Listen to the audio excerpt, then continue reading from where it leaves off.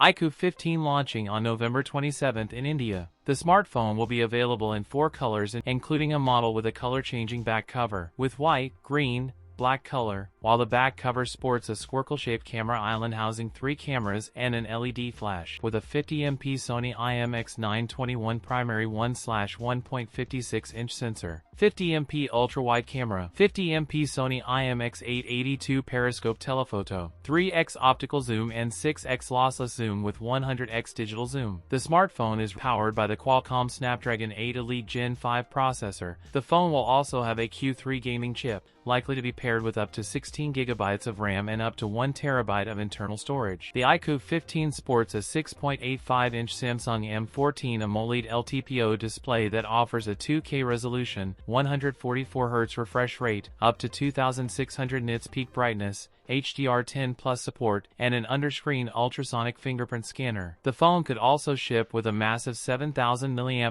battery and introduce an 8K vapor chamber cooling system for enhanced thermal performance, with 100W wired and 40W wireless charging. That's it for today's video. If you enjoyed it, don't forget to like, comment, and subscribe for more content. Thanks for watching, and I'll see you in the next one.